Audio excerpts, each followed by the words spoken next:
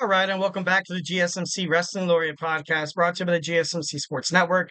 I'm your host, Eric Rodriguez, here every Monday through Friday, 8 p.m. Pacific time, 11 p.m. Eastern time. We're going to talk about everything in terms of professional wrestling, all the action inside and outside of the ring, backstage drama, curtain calls, talk about superstars in terms of, their inactive statuses, injury updates, also superstar contract negotiations, extensions, or signings from promotions from WWE to AEW to New Japan Professional Wrestling, starred on the GCW, the NWA, for makes major news headlines inside the world of professional wrestling. We talk about it here on this show.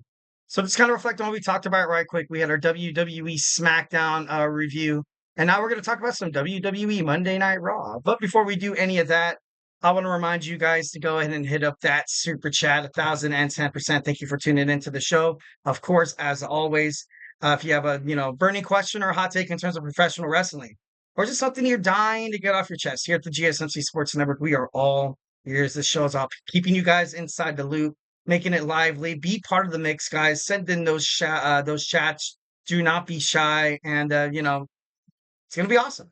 And if you really want to make sure your comment or question gets noticed, why not use that super chat? It's the $ below that chat box right there, and your comment, question, or concern will be guaranteed to be featured on the show so we can talk about it. Plus, it's a great way to support our channel. Your super chats definitely helps us keep the lights on for all these awesome podcasts so we can bring you guys even more awesome sports content for the future. We are absolutely super grateful for each and every one of you guys who join us here daily on the GSMC Sports Network. Your support makes all the difference. So let's keep the conversation going. Send in those super chats, those super stickers, because you guys are super awesome. And together we will make sure this podcast is bigger, better, and stronger than ever. And once again, if the super chat is not your thing, you can hit up the tips and donations link at the GSMCpodcast.net. Tell me what you like. Tell me what you don't like. Give me some of your hot takes in terms of professional wrestling. Just remember to Superman punch that like and subscribe button to the show. Follow the show, follow the network here at the GSMC Sports Network. We do love a lot of peace, love, and positivity 1,010% of the time. But of course, criticism, it happens. Feedback is a gift. Obviously, whatever you guys have to say is greatly appreciated. Can't wait to hear what you guys have to say. Make this podcast more interactive, a lot more fun, and just engaging with you guys would be totally, totally sick with it. So, send in those chats. All right, so we're going to talk about some WWE Monday Night Raw, which is happening live tonight in my backyard. Just kidding. They're at the Toyota Arena in Ontario, California. I graduated from there. It's a pretty big venue. I've been there once for a SmackDown with my wife. It was cool. It's kind of a smaller venue.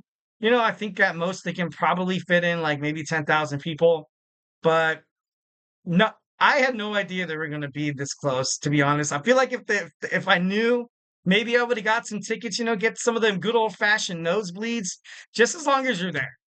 Just as long as you're there and you're just feeling, the aura, you're feeling the vibes, all the wrestling fans, wearing their wrestling gear. You see the belts, you see the people having the money in the bank briefcase, which I wish I had. I wish I would have invested into buying the money in the bank briefcase at the gift shop, although it is like 50 to like $70. I don't know exactly how much it costs. You could probably check on WWEshop.com, but it's a pretty penny, but it'd be so damn cool to have one of those. You know what I mean? Money in the bank, I'd bring it into work and be like, I'm cashing in my money. I'm just kidding, though. But no, just something dorky like that. Just kind of use it as a prop would be pretty sick. I think it'd be pretty awesome. All right, Raw. Raw in Ontario, California. Sami Zayn takes on Ludwig Kaiser. I think it's going to be a great match. I have a lot of respect for what Ludwig Kaiser is, his character inside of WWE right now, where he's still the hype man of Gunther. Having him, kind of turn against, his ring general is not in the foreseeable future anytime soon, I believe. I like them both together. I think they're a winning combination. Obviously, they did get rid of Giovanni Vinci out of Imperium, but overall, I like what Ludwig Kaiser's role is on WWE Raw. And Sami Zayn's still fighting. I think if he picks up the victory tonight, he could definitely have a way to, call out Gunther, and be like, all right, you truly are scared. Just keep beating, Ludwig Kaiser. And, obviously I'm showing that I'm willing to go out there and put, kind of my heart on the line for your title. I can imagine Sami Zayn definitely kind of, playing into the rhetoric a little bit, kind of stringing those pathos, strings on that Gunther guitar, you know what I mean? Hoping that he gives him a shot. Like, what does Sami Zayn have to do for Gunther to, make a decision about Sammy? Because right now it's just running into a whole wall of no, no, no, no, no, no, no, you don't deserve it. No, you don't deserve, you know what I mean? Like, this being the WWE World Heavyweight Championship match at Bad Blood seems fitting.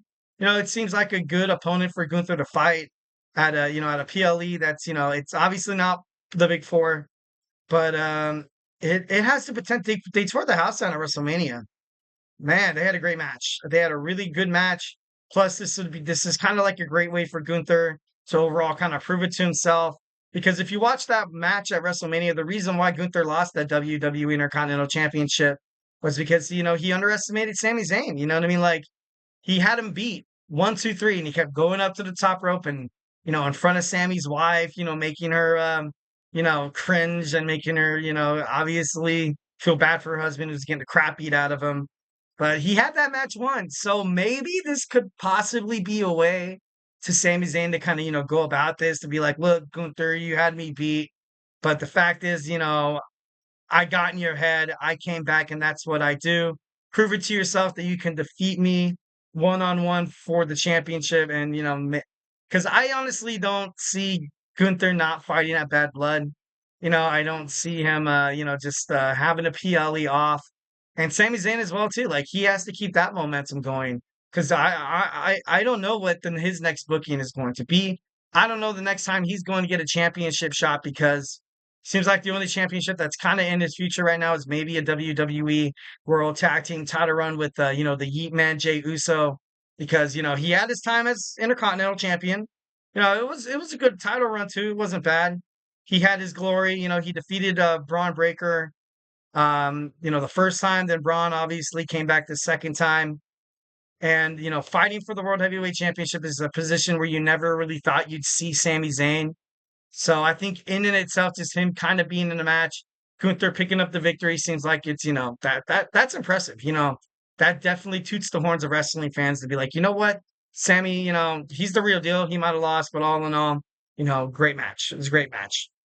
Next, we find out what Drew McIntyre has to say after what CM Punk said last week in his promo, saying that Drew McIntyre brought out the evil in him. Feels like this is it in Hell in a Cell. You're going to have to kill me to stop me. So I can imagine Drew McIntyre kind of coming out, saying something along those same lines. I really hope there's no sneak attack by CM Punk. This is, they have, I think there's 2 more Raws. Yeah, I think there's 2 more Monday Night Raws until Bad Blood. So obviously we're going to get a contract signing next week. Should be pretty interesting. Well, I don't even know if it needs a contract signing without the title. Maybe a face-to-face would be interesting. It'd be pretty badass before Hell in a Cell. But Drew McIntyre, he has to cut a good promo. This is it. This is it, because I think what was it, like 2 or 3 weeks ago, he cut a pretty good promo.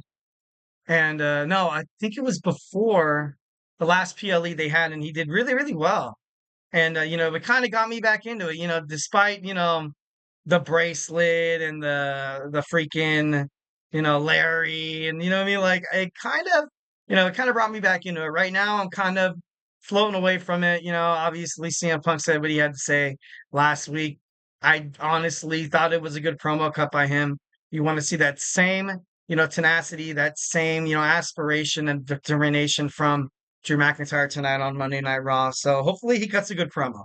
Hopefully. Next, we have New Day drama. What's going to happen with the New Day? I I I'm 50-50 right now. For the longest time, I thought it'd be stupid to break up the New Day.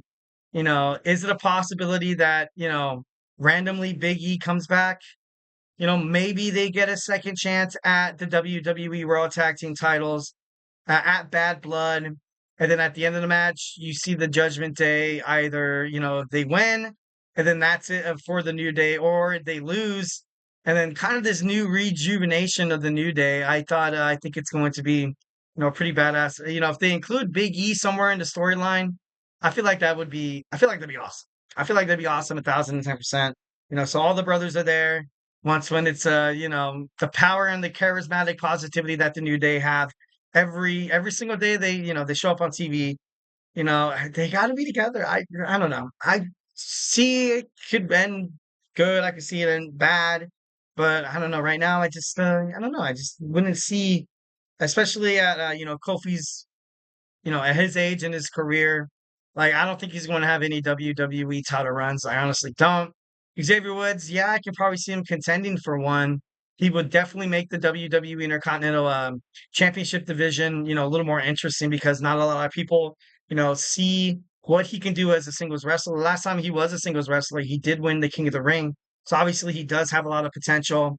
But I just don't want to see it backfire. I don't want them to, break them up and then later on, like a couple of weeks or even months down the line, the single storyline with Xavier Woods isn't working out. It just looks forced and terrible and garbage. And it's like, damn, like should have probably kept, should have, don't fix it if it ain't broken, kind of thing. You know what I mean?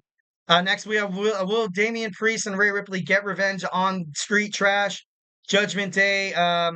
After leaving them in the ring last week on Raw, just defeated in the middle of the ring. So we're gonna find out that. We have more Wyatt Six teasers, maybe another QR code. Alexa Bliss is going to be on Raw. I feel like she is going to be on Raw. I feel like if she doesn't come back as a member of the Wyatt Six, it kind of seems like I don't know. It just doesn't seem like right. You know what I mean? Like it doesn't seem like it fits perfectly. I feel like she represents that character. When she did it with Bray Wyatt, she did very, very well. The fans were into it. So, I don't think it'd be kind of crazy. Will Braun Strowman and Bronson Reed be present tonight on Raw? Maybe they make a match for Bad Blood. The last man standing match would be pretty badass. I feel like that'd be pretty cool. And lastly, we have the main event, the WWE Intercontinental Championship match between the defending champion Bron Breakker taking on the challenger Jey Uso. This match was probably going to be 45 minutes. If it's anything under 30, I feel like I don't know. This is like a main event PLE caliber match. You have the unbreakable, the unpredictable, badass, a guy that WWE seems like it seems like they're heavily invested into both these superstars. Jey Uso has been waiting for a singles push for the longest time. Is he going to get his first singles championship?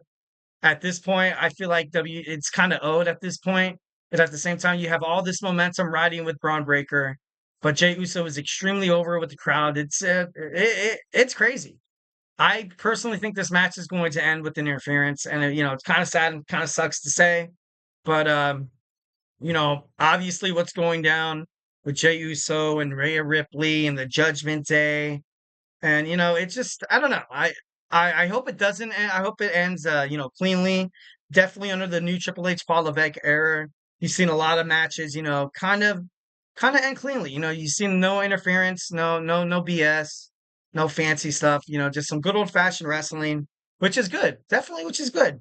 So I think right now WWE kind of owes this to the fans to kind of leave this match alone. Let these two guys go at it. Depends what decision they make. Who's going to be the Intercontinental Championship maybe tonight on Monday Night Raw.